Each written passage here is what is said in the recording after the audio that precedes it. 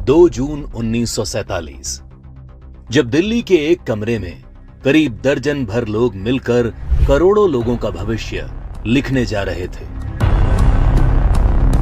करीब 1.5 दशक से मुस्लिम लीग जिस पाकिस्तान की रट लगा रही थी, वो आज कागजों में उनके सामने सच होने जा रहा था।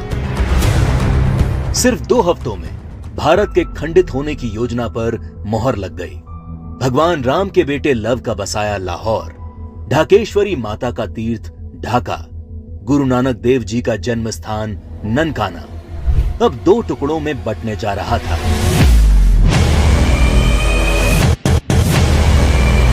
और अगर कोई इस विभाजन की योजना से अनभिज्ञ था तो वो थी भारत की मासूम और निर्दोष जनता, जिस पर यह विभाजन कहर बनकर टूटने वाला था।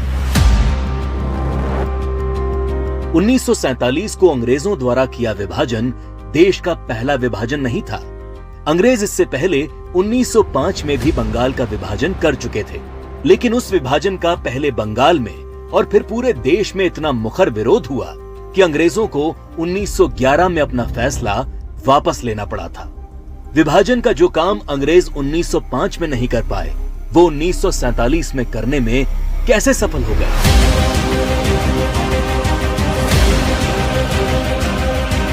तो जो बात 1905 के बंगाल को 1947 के भारत से अलग बनाती है, वो है कांग्रेस पार्टी, मुस्लिम लीग और भारतीय कम्युनिस्ट।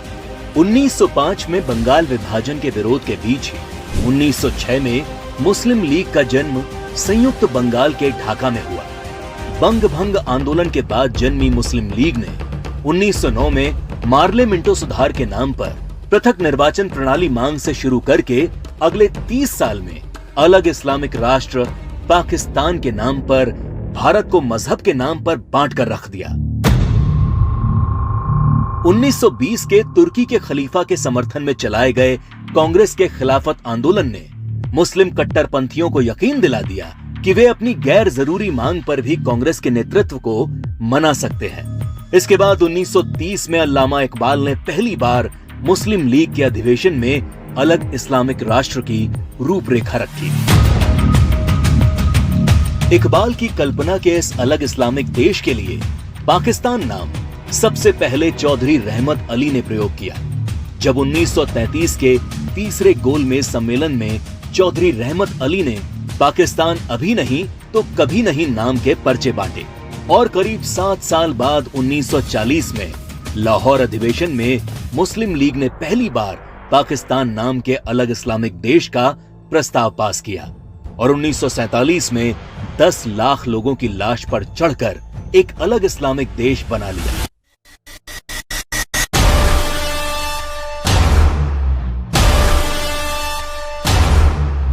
और जिस भारत ने 1905 में बंगाल का विभाजन नहीं होने दिया, वो भारत 1947 में भारत विभाजन नहीं रोक पाया, क्योंकि कांग्रेस के जिन नेताओं पर लीग के सामने खड़े होने की जिम्मेदारी थी, उन्होंने अंत समय में बिना भारत के लोगों को विश्वास में लिए विभाजन का प्रस्ताव स्वीकार कर लिया। देश तोड़ने के इस खेल में एक हिस्सा भारत के कम्युनिस्टों ने भी निभाया।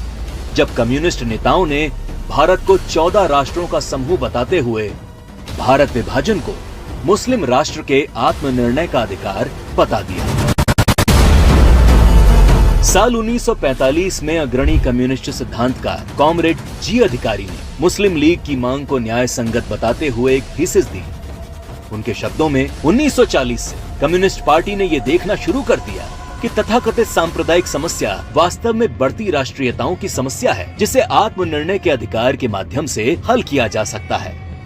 यदि हम इसके प्रगतिशील सार को देखें तो पाकिस्तान की मांग वास्तव में पंजाब, पठान, सिंध, बलूचिस्तान और पूर्वी प्रांतों की मुस्लिम राष्ट्रीयताओं के क्षेत्रों के आत्मनिर्णय के अधिकार की मांग है।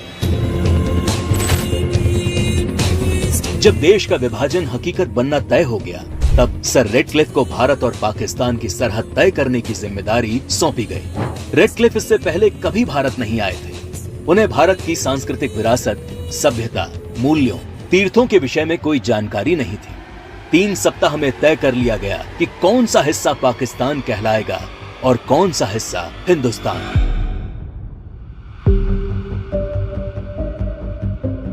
सदियों से एक जैसे इतिहास, भाषा, बोली, खान पान लिए रह रहे लोग, गांव और शहर रातों रात दो देश बन गए। करीब 1.5 करोड़ लोग रातों रात बेघर हो गए और करीब 10 लाख से अधिक लोग इस विभाजन के नाम पर काल के गाल में समा गए। ये विभाजन जिसने आगे चलकर पूर्वी पाकिस्तान में एक नए नरसंहार को जन्म दिया। शहर के शहर रातों रात खंडर में बदल गए। शहर दर शहर दंगे और आगजनी शुरू हो गई। वो लोग जो हवेलियों में रहते थे वो अब रातों रात रिफ्यूजी बन चुके थे। अपना सब कुछ लुटाकर लोग सड़ी गर्मी और बरसात में मीलों तक फैले काफिले हजारों की तादाद में अपनी जान बचाकर चले आ रहे थे। सबसे बुरा हाल महिलाओं का हुआ, जिन्हें इस विभाजन की सबसे क्रूर कीमत चुकानी पड़ी। सैकड़ों महिलाओं का अपहरण और बलात्कार किया गया।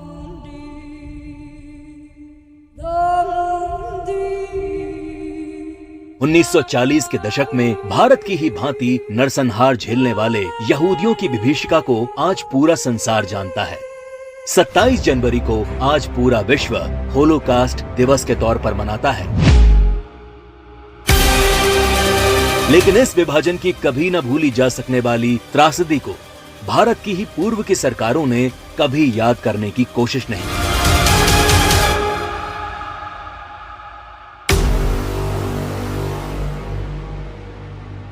विभाजन विभीषिका दिवस 14 अगस्त का दिन विभाजन विभीषिका का स्मरण करने का दिन है। 14 अगस्त का दिन अटल जी की इन पंक्तियों को दोहराने का दिन है।